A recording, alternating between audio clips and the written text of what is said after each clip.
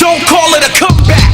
I've been here for years. I'm rocking my pants. Put something for beer. Well, the world knows him as the once undisputed heavyweight champion of the world. He is the youngest boxer to win the WBC, WBA, and IBF World Heavyweight titles. But knocking guys out in the ring is history. Mike Tyson wants to knock you out with the undisputed truth about his personal as well as his private life.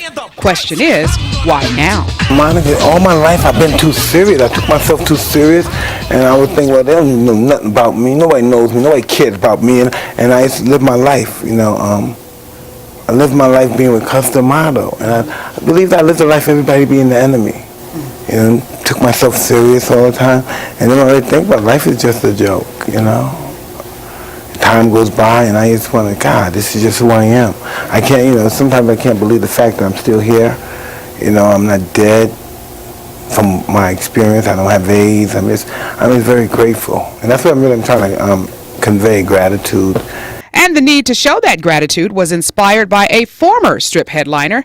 Listen to Mike recap the moment when he knew he wanted to do his one-man show. We're on this 15, I believe this. We see Chaz Palminteri, and when you see Chaz Palminteri, you're with a black girl. Oh, that's a great movie because the black girl's the love interest. That's why they love the movie so much, because she's the love interest, and I could get a fine, cool Italian guy, and so that made it possible. So she loves this movie. So we go and watch this stuff, right? So we're watching this stuff, and I said, baby, this stuff is breathtaking. We're all like this.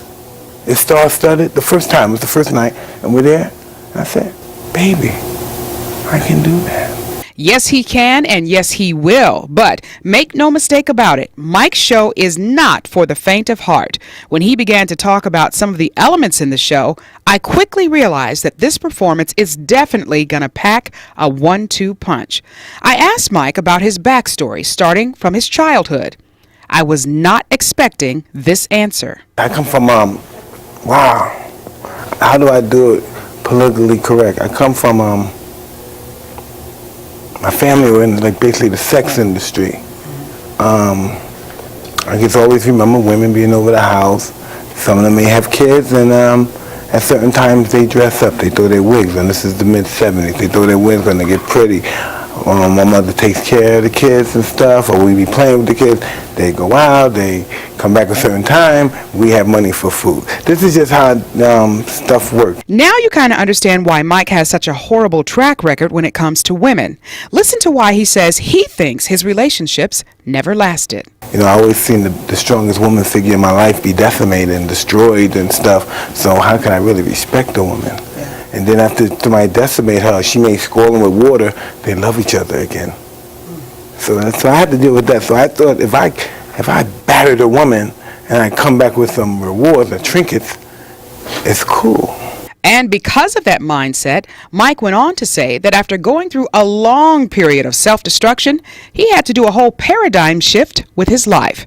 That shift included giving up a lot of demons that he once immersed himself, both body and soul. But he says he's made a promise to himself. I don't think I'm going to get high anymore. I don't think I'm going to use cocaine or drink anymore. Anything can happen. So that's the serious side of Mike Tyson that you will see on stage. But I was pleasantly surprised when Mike's humorous side became evident when he told me how he plans to bare his soul to the audience. And I'm just going to be naked. I'm going to tell the truth.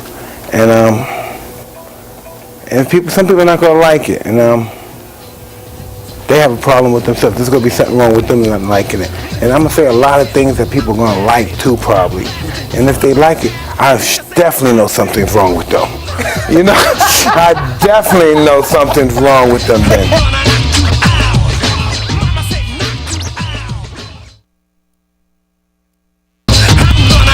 Mike says that he thinks The Undisputed Truth is going to be a successful show because of his extreme personality. He has to be the best or nothing at all. I like acting on stage. I like being on stage. I like feeling energy that I can't do in a studio on film. And I don't know, maybe it's my subconscious, my insecurity, but I need to always be put in a situation where I'm going to be humiliated if I'm not on top of my game. So subconsciously it calls for me to be on top of my game the best I could possibly be. And judging from my conversation with the big man, this show is going to be over the top. And yes, he is going to talk about the infamous ear-biting incident with Evander Holyfield. But here, his story picks up just after he was admitted to the psych ward of the Mayo Clinic right after the fight. A lady approaches him and asks why he's in. I said, they think I'm better, I'm crazy because I bit this guy ear. But, he kept butting my head. So I'm expecting this lady to be offended because I like offending people, you know what I mean? And she goes, well, you're in a fight. I said, whoa. I said, wow, I'm a human being again. A white person told me that was acceptable, right? So I said, yeah, this is cool. But as I look at it, I took in these words that were pretty simplistic, but it hit a solid place. We're in a fight. Not thinking that this is a sanctioned fight and it has rules, so I wanted to feel that we were in a fight. And that was acceptable. But then I turn around and see this person drool on us. A couple over here drool on themselves, somebody banging their head against the wall right here. And the lady that told me it was cool is in a gown. You know what I mean? So I'm looking around. I say, I'm in a crazy house, I'm accepting it. I'm saying this lady's poetic. Now let's fast forward to the softer side of Mike Tyson. His lovely wife of 3 years, Kiki, who rarely makes television appearances, tells more why she thinks her husband performing live on stage is a great thing. Mike's friends and close family, we all know that he's very funny, he's witty, and he has great stories. He's had such an amazing life. So I knew that he would be able to accomplish that, and he likes to entertain people. So what better format than a Vegas show that hopefully will be picked up as a world tour. There's nothing that he can say or do that I don't support him, and then I'm not going to ride with him, however it goes. So if there's backlash for something, this is the life that I chose. I chose to be with him. I love him. So I accept everything that comes with it, the good and the bad. And, everyone else's opinion isn't important to me. As long as I make this man happy and, that we have the same goals for our family and where we want to go, I'm fine with that. Yeah, this Titan has definitely calmed his storm. And Kiki is along for the ride no matter what. As far as what fans can expect from the show, Kiki says she thinks fans will be very surprised. There's a band, there's a jazz singer. It's not just Mike up there doing a Q&A. There's a lot of wit. It's a lot of humor.